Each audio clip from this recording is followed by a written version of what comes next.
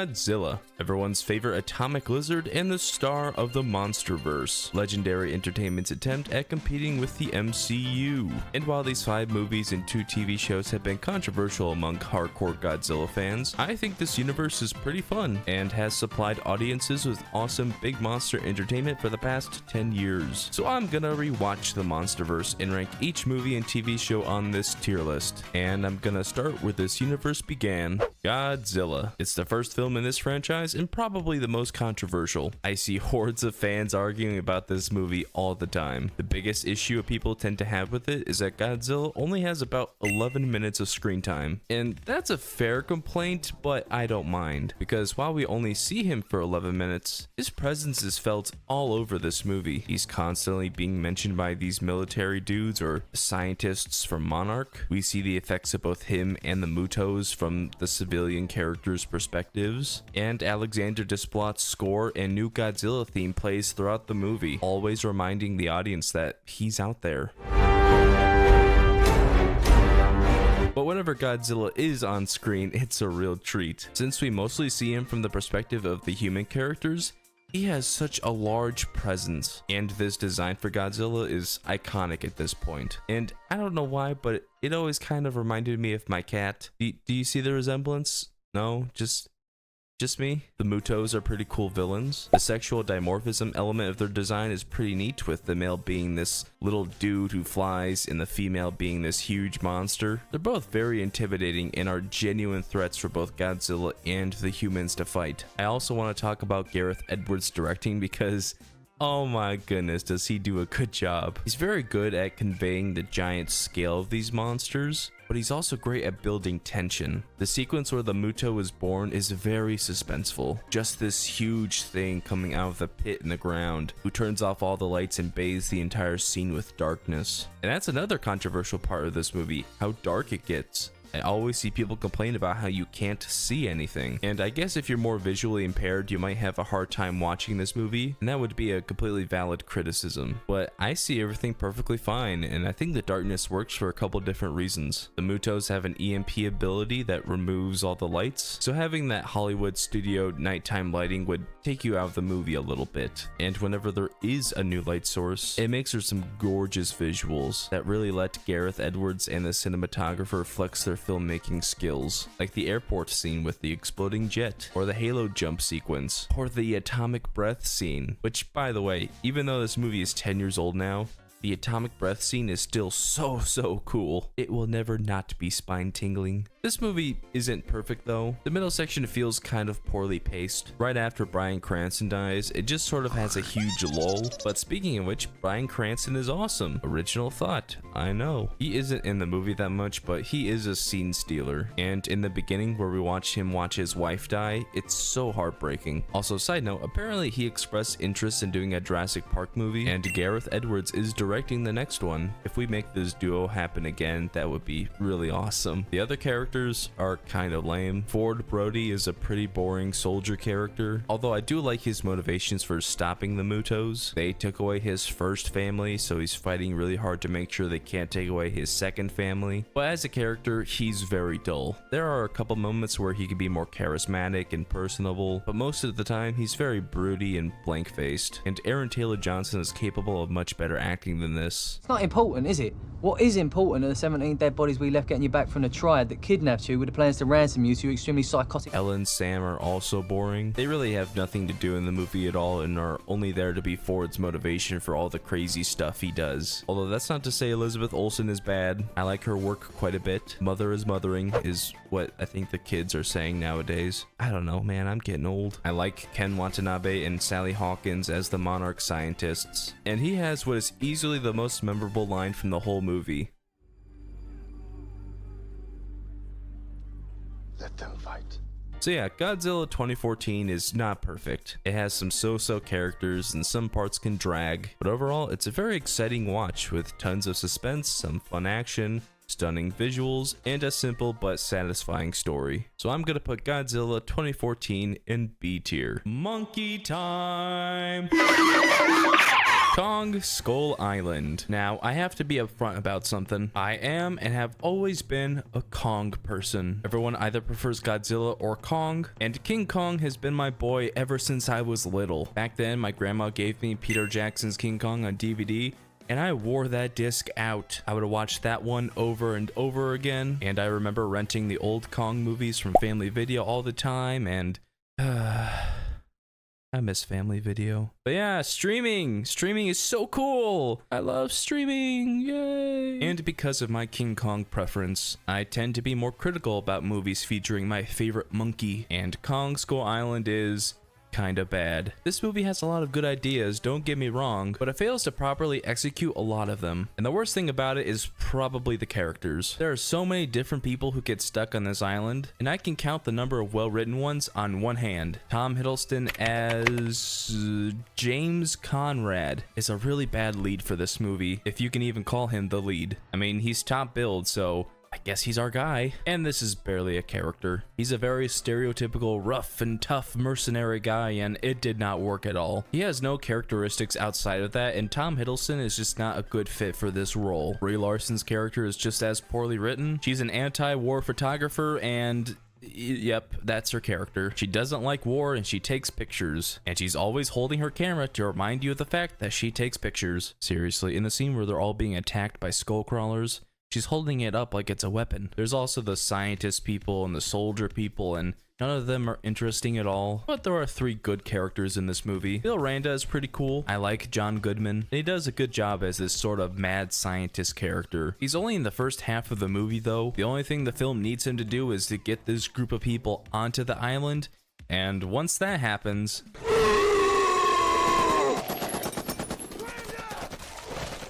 oh no! I'm editing this video right now. I found out that in these few frames of John Goodman being eaten, it's just like a still image. PNG Goodman. John C. Reilly is cool too. This old grungy World War II vet who's gone just a little bit kooky. And Sam Jackson as Colonel Packard is an excellent villain, and he's easily the best written character of the whole movie. Right from his introduction, we understand what drives him. He didn't like how the Vietnam War ended, and now wants to finish this new war on his own terms. And yeah, starting a war with a giant gorilla is insane. A war does crazy things to people. And because he's played by Samuel L. Jackson, he's full of personality, and he steals every scene he's in. But more important than any other character in this movie, I think Kong is awesome, and he is a freaking menace. His introduction is one of the coldest things I have ever seen. This shot of him facing down these helicopters while being backlit, oh man, it's so cool. And the action scenes with Kong are a lot of fun. I love watching him wreck these choppers, chew on some squid, or fight the skull crawlers. Whenever he's on screen, the movie becomes quite enjoyable. But I do think the rest of Skull Island is kinda disappointing. It feels very artificial, and there are some CGI shots that look really rough, and a lot of the creature designs are whatever. These weird looking bird things are fine. This buffalo is cool, I guess. I like the scene with the spider where its legs camouflaged with the bamboo forest, but the design itself is kinda mid. And even the skull crawlers are boring. They're just weird albino snake lizard things. They're definitely on the bottom tier of MonsterVerse monster designs. These creatures have nothing on the V-Rexes from Peter Jackson's King Kong, or those weird worm things. Ugh. I should talk about that movie sometime. If you enjoyed this video so far, and if you want to see a video on that King Kong movie someday, subscribe so you don't miss out on that video. But yeah, I don't have much to say about this movie. The sacrifice scene was dumb, there's a lot of bad MCU quality humor, and somehow Brie Larson survived being held in Kong's hand and being shoved down the skullcrawler's throat.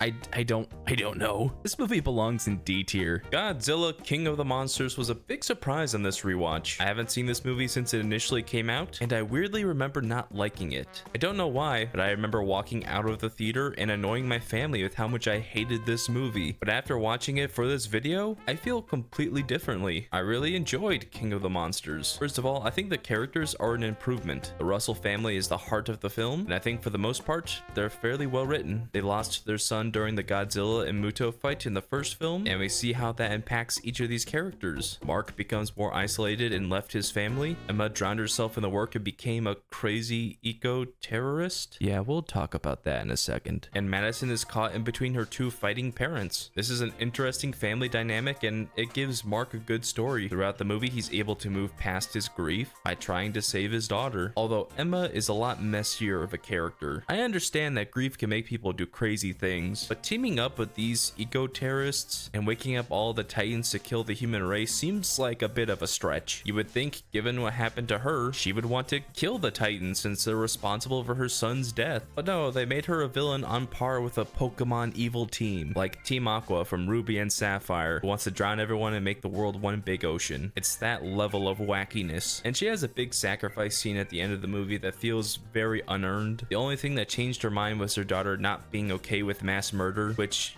you'd think she would already know that, but whatever. Emma is not a great character and really hinders this movie, but I like Vera Farmiga quite a bit, and she does a good job with the material she's given. But blah, blah, blah, who cares about people? What we really want to see is the monsters, and they get a ton of screen time in this movie. Whenever Mothra, Rodan, Ghidorah, or Godzilla are on screen, the King of the Monsters is a lot of fun, and the CGI is top notch. They really brought these massive creatures to life, and there are so many fun sequences with these monsters. The submarine scene with Godzilla is kind of spooky. The first fight between Ghidorah and Godzilla is cool and grand. The chase sequence with Rodan is exciting. And of course, the final battle where Godzilla and Mothra team up against Ghidorah and Rodan is epic. One of the most impressive action set pieces in this franchise. Michael Dougherty did an incredible job crafting so many fun sequences with these monsters. And as a character, I really like Godzilla in this movie, this relenting force of nature that will not stop to eliminate this alien threat. And Ghidorah is for sure the best villain in this series. The design, the power set, the sheer presence, everything about this character is terrifying, and he's the perfect choice for this film. Also, he gave us this meme, so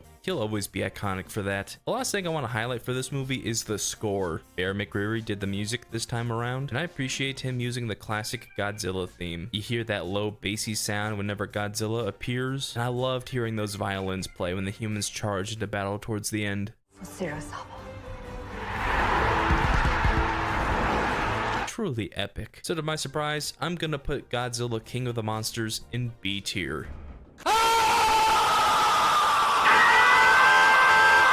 Godzilla vs. Kong. Yeah, I adore this movie. It really is the perfect blockbuster, and unlike the other MonsterVerse movies, this one made the smart choice of making one of the monsters the main character. That's right, the main character of this movie is Kong, my boy! Just like how Batman v Superman was pretty much just a Batman movie, Godzilla vs. Kong is pretty much just a Kong movie, and I couldn't be happier about that. We get a lot of scenes of him just vibing, whether he's scratching his butt, taking a bath, or playing with gravity. We get so much screen time with the monkey. And what surprised me the most is that he has an actual character arc. After his trip to Hollow Earth, Kong learns what his purpose is. He's the protector of the people, much like how Godzilla is the protector of the natural order. And it's really cool to see his transition from a guy who's just vibing to a dude who goes toe-to-toe with both Godzilla and Mechagodzilla. Godzilla himself is not too bad in this movie as well. He has a pretty basic story in this one. He's just fighting anyone he thinks could be a threat to the natural order, but that does allow him to go back to his roots and be a monster to the people. I'm a fire in my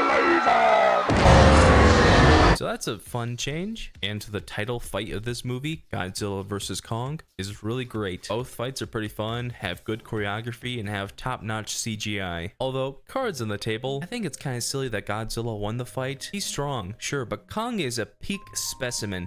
He's faster, he's stronger, he can use weapons, he understands battle tactics like using cover, and he has ways of deflecting Godzilla's atomic breath. But seriously, Kong losing the fight doesn't damage his character arc, so I'm fine with it. This movie also features 2 sets of human characters, and this main set is really boring. I think the little girl who's Kong's friend is cool. She's an integral part to his character growth, but Scientist Lady and Skarsgård dude are lame. But thankfully they're side characters to Kong, so they don't drag down the movie at all. And this trio with Millie Bobby Brown, Brian Tyree Henry, and Julian Dennison is pretty cool. I think all these actors are really funny, and their B-plot is enjoyable to watch. And speaking of that B-plot, I think Mechagodzilla's origin is fun to unravel in this film. I think even before the movie came out, we all knew this was coming, but it was still cool. And sure, the villain responsible for its creation isn't very exciting. He's just arrogant businessman who thinks he can play God and then gets what's coming to him. But I like Mechagodzilla itself. I know a lot of people don't like its design, but I like it. And I think it's pretty cool how it moves with more stiff and robotic motions. This fight between Godzilla, Kong, and Mechagodzilla is this movie's crowning achievement. It's really cool seeing Mechagodzilla really punish Godzilla, Kong saving him at the last minute, and them teaming up to give Kong's axe the power he needs to give the final blow. Freaking awesome, man. So yeah, I love this movie, and I'm gonna put it in A tier. I'm gonna be honest, I didn't even know Skull Island existed before I made this video. I don't think it had any marketing whatsoever. I do like the idea of expanding the MonsterVerse into different mediums like animation, but this just did not work for me. I'm very sad. Another King Kong project is bad. First of all, the story is kind of boring. People get stuck on Skull Island and have to survive and find their way back home. Again. There's also an element of a parent hiring mercenaries to try to find her lost kid, so in that way it's very similar to Jurassic Park 3. Hello there. And there's just nothing special about it. And this show has some major issues with tone. People are being eaten alive in every episode, but all the characters are cracking jokes. No one is taking things seriously, and it's very off-putting. I'd be fine with a little humor here and there, but the show is a full-on comedy. And I know I sound like a broken record at this point, but the characters are kind of boring. I don't care for Charlie or Mike or Charlie's dad. I also don't care for Irene and her band of mercenaries. I do like Annie though. Her being a little kooky and cracking jokes makes sense because she grew up in the wilderness and on these dangerous islands, and her relationship with Dog is really wholesome. Episode 6 is dedicated to them and how they met, and it's one of the 3 good episodes of the show. The other 2 are episode 7 and kinda episode 8, and this is because for the first 6 episodes Kong is barely in the show. Gee, you make a Skull Island show without the most interesting part of Skull Island and it kinda sucked. Who would have guessed? But episode 7 follows Kong and this island girl. It's all about their friendship as we follow him protecting the native people from different monsters. It's a really cool and fun episode that, spoiler alert, ends tragically. The show's big bad, this giant squid thing, kills the girl and the whole tribe, and Kong finding the aftermath is really sad. And it perfectly sets up for episode 8 where Kong fights the Kraken. The animation in the show is pretty good, so the fight itself is a lot of fun to watch. And it's a very different type of enemy for Kong. But the episode ends in the craziest way ever. Annie bonks her head, wakes up in a hospital, and that's it. There was a bunch of other characters left on that island, and we don't know what happened to any of them, and they were all left in some level of danger. I think the show thought that they were going to explain what happened in a season 2, but it's not looking like a season 2 is ever gonna happen, so I'm just gonna assume everyone else died. Womp womp. I don't have very much to say about this show. I mean, the actors do a good job. Nicholas Cantu voices Charlie, which if you like internet drama like me is kind of funny. I'll tell you right now, your Australopithecus Cro-Magnon rock stupid. Yeah, Skull Island is just really forgettable, so it's gonna go in D tier. Because Monarch and Godzilla X Kong are both so new, there's gonna be no spoilers from here on out. Monarch, Legacy of Monsters, the Godzilla TV show that exists because the MCU also has TV shows. But unlike those, Monarch is actually a cool little show. The big issue I've had with this universe so far is its underdeveloped characters. And for the most part, I think the characters are the best part of Monarch. Let's get the obvious out of the way. Lee Shaw is the best human character in this franchise easily. I don't know who decided to have Wyatt Russell play the young Lee and Kurt Russell play the old Lee, but I'm glad it happened because they both do such a good job. You can really believe them as the same person, just at different points in time with different life experiences. And it was really enjoyable watching Lee Shaw spend time with a young Bill Randa and Keiko and form this small little family. They're the base for the entire show, and I enjoyed their parts more than the ones set in modern day. And Kurt Russell is awesome. He brings a lot of charisma and a lot of this show's emotion.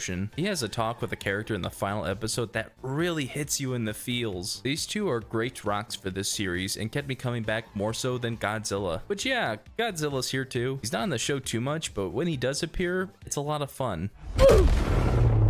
And there's plenty of other titans too, like this bat or this mole. There's definitely plenty of monster action sprinkled throughout the whole series. Bill Randa and Kay are cool characters as well. I didn't expect John Goodman's character from Skull Island to be integral to a whole other show, but here we are. And then there's our main trio of kids who go on this worldwide journey with Lee Shaw to find Hiroshi Randa, the son of Bill and Kay. And along the way, we learn different things about Hiroshi and his family lineage. There's a bunch of twists and turns. I was invested in the story itself, but these characters are kind of lackluster. Hiroshi is fine, but he's just generally unlikable. With the way the kids talk about him and every scene we get of him, he seems like a terrible person. This is still only the first season though, so maybe whenever the second season happens, Hiroshi will change, but I don't know. Kate and Kentaro have a well-told story. They grow a closer sibling bond over the 10 episodes, but I had a hard time getting connected to either of them. And then there's May. May is a weird character. Frankly, I don't understand why she's even in this show. She's not related to the family at the center of the story, and she has little to no plot relevance at all. She gets a lot of flashbacks to expand her story, but I found it incredibly hard to care, and I was bored during the episodes that really focused on her. But I think the best part about Monarch is how it showed the devastation these monsters have on people. We go to San Francisco to see the aftermath of Godzilla's first attack. We see other countries like Japan put up Titan defenses and have safety bunkers. And most importantly, we see how these creatures affect this single family over the course of decades. I don't think Monarch is a perfect show. It definitely has its issues. It's probably 2 or 3 episodes too long, but it's a really good first attempt at the small screen. Or I guess second attempt, because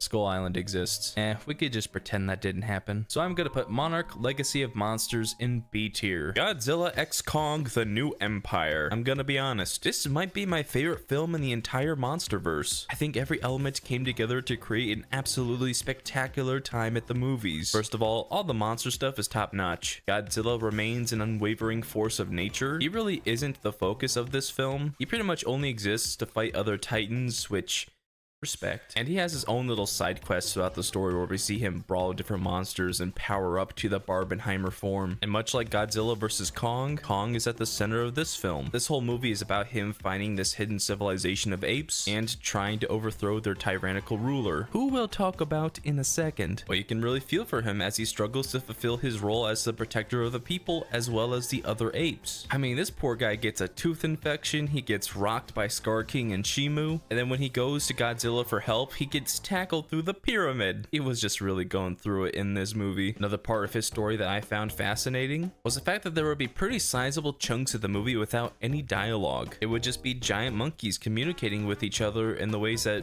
normal monkeys communicate. And I have to commend the movie for making these scenes completely understandable and some of the best parts of the film. Those 2 villains I mentioned are really well done and are villain types we haven't seen in this series yet. With the exception of Mechagodzilla, all the other villains are just animals doing animal things. The Mutos are trying to procreate, the Skullcrawler was trying to hunt and eat, and Ghidorah was trying to assert its dominance over the other titans. But Scar King and Shimu are very different villains. Shimu is a very sympathetic villain who doesn't want to be a villain. The Scar King is controlling her and forcing her to do his bidding. It was really easy to feel for her and her design is awesome. But the Scar King, man, oh man, the Scar King. I think we all underestimated what an absolute menace he would be. He isn't the strongest villain in this franchise, but what he lacks in power he makes up with sheer brutality. He is the tyrant king of these apes. He rules by fear, he kills anyone who crosses him, and he's keeping Shimu as a tool to use for his goal of taking over the surface world. And he also has a personality. With the way he moves and with his facial expressions, you can tell that he is a sinister little orangutan. I also really liked the people in this film. In my Godzilla vs. Kong ranking, I brushed off Dr. Andrews as a nothing character, but I owe you an apology, I wasn't really familiar with your game. She is so much better this time around. There's a strong mother-daughter relationship between her and Gia, and it's really easy to feel for her as Gia starts discovering her heritage and potentially finding a new home down in Hollow Earth. Brian Tyree Henry also returns as Bernie Hayes, and just like with Godzilla vs. Kong, I found his character to be very funny. He's very relatable, very likable, and overall makes this movie more fun. And then there's Dan Stevens as Trapper. He's an oddball character in the best way possible. The duo of him and Bernie made the human parts of the film very enjoyable to watch. But really, there's one reason why people watch this movie, and it's the same reason why people watch the entire franchise, and that's the giant monster fights. And boy oh boy does Godzilla X Kong deliver on that front. There is so much monster action sprinkled throughout the entire film, but it peaks in the end. The final fight with Godzilla and Kong versus Scar King and Shimo is epic. It's a lot of fun, and it gave us so many memes.